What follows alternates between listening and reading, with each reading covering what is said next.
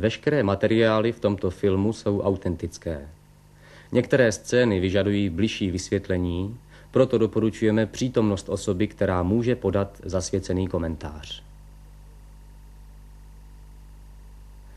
Tento film byl věnován nenarozeným dětem Ameriky v naději, že jejich němý výkřik, který nám odhalil tento ultrazvukový obraz, se dotkne našich srdcí a že svobodu našeho národa budeme moci opět rozšířit na nejmenší a nejbezbranější občany, hledící zatím dennodenně do tváře smrti.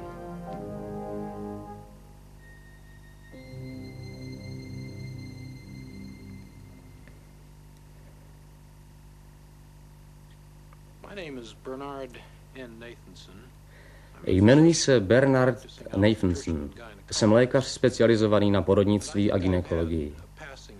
Když jsem byl ještě studentem v roce 1949, fetologie jako vědecká disciplína prakticky neexistovala.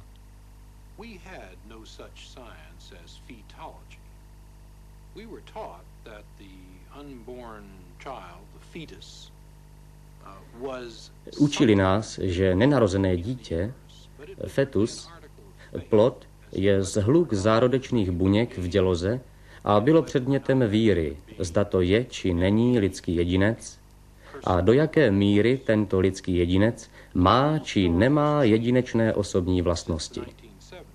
Všechno se však změnilo v roce 1970, když věda o plodu, fetologie, jako lékařská disciplína vznikla.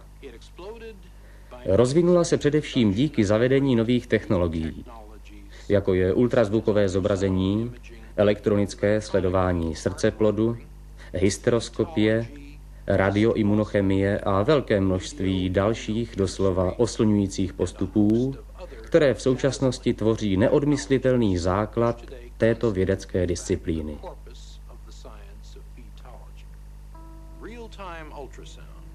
Ultrasonografie, ultrazvukové zobrazení dítěte v pohybu, se klinicky začala používat od roku 1976.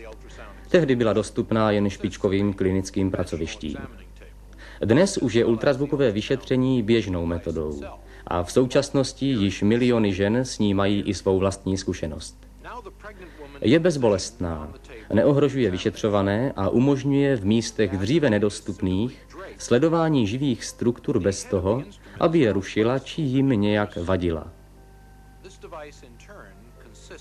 Ultrazvukové vyšetření se provádí přístrojem, který vysílá vysokofrekvenční vlny a zachycuje jejich obrazy.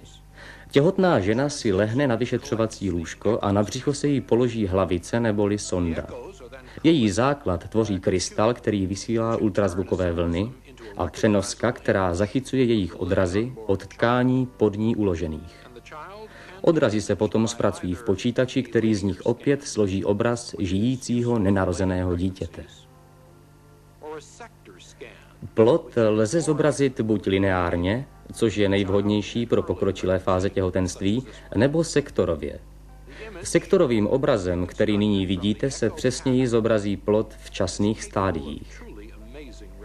Obraz utvořený z ozvěn může být opravdu překvapivý a mnohdy má takovou rozlišovací schopnost, že je možno sledovat třeba, jak se droboulinké chlopně v srdci otevírají a uzavírají během jednotlivých srdečních vztahů. S pomocí této úžasné technické vymoženosti matky a otcové měli poprvé možnost přímo vidět svoje ještě nenarozené děti. Tato technika, stroje a přístroje, které dnes běžně používáme, nás nejen úplně jasně přesvědčili, že ještě nenarozené dítě je jiný, nový lidský jedinec, další člen lidské společnosti, neodlišitelný od kohokoliv z nás, ale ukázali nám také v celé syrové pravdě, co se děje při potratu a dokonce i to, jak jej vidí sama oběť.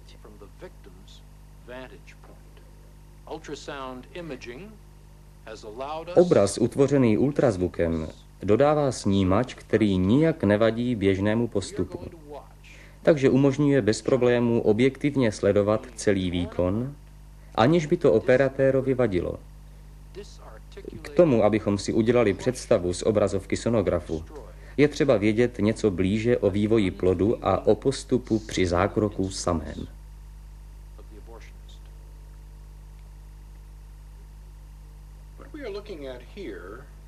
Podívejme se, jak vypadá vývoj plodu během prenatálního období od počátku až do konce.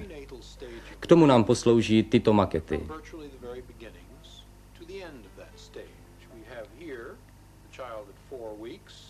Máme tu 4týdenní, 8týdenní, 12týdenní, 16týdenní, 18týdenní, 20týdenní a 28týdenní plod.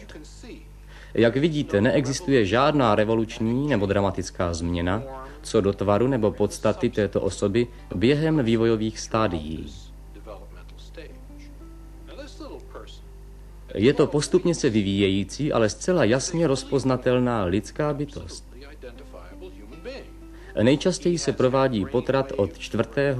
do 12. týdne.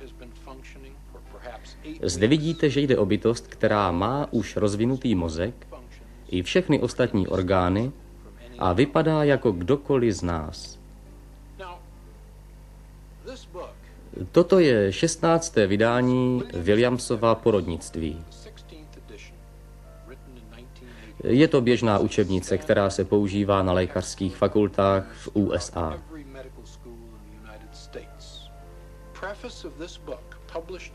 Předmluva k této knize, vydané v roce 1980, upozorňuje. Konečně jsme vstoupili do období, kdy je plod třeba považovat za plnoprávnou osobu, která má být léčena jako kterýkoliv jiný pacient.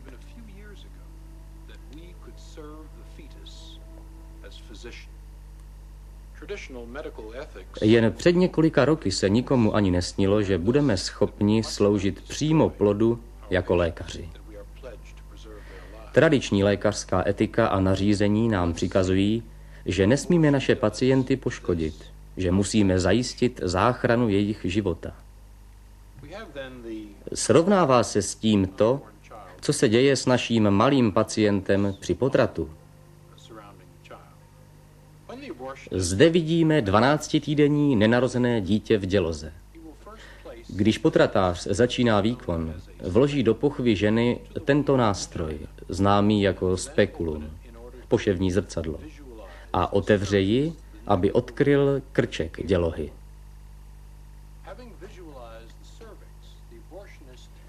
Potom vezme další nástroj, zvaný tenákulum, držák.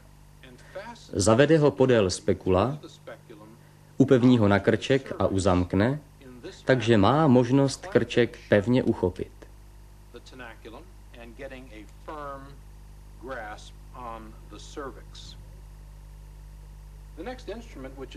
Další nástroj, který použije, se jmenuje sonda.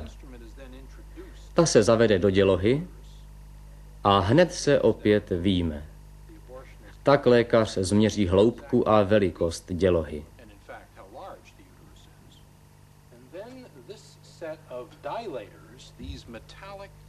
Potom se použije sada dilatátorů, kovových nástrojů na roztáhnutí otvoru krčku, aby šlo nakonec zavést nástroj na vlastní vykonání potratu.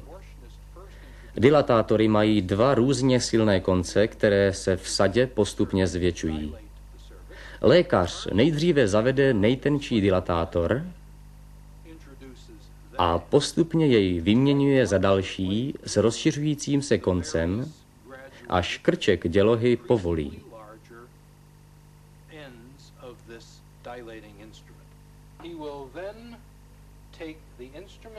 Potom vezme přístroj známý jako vakuum extraktor. Je to vlastně obyčejný vysavač, jehož násosku zavede přes rozšířený krček do dělohy a probodne vak, který obklopuje dítě. Tím je umožněn odtok amniové tekutiny a hrot nástroje přijde do přímého styku s dítětem.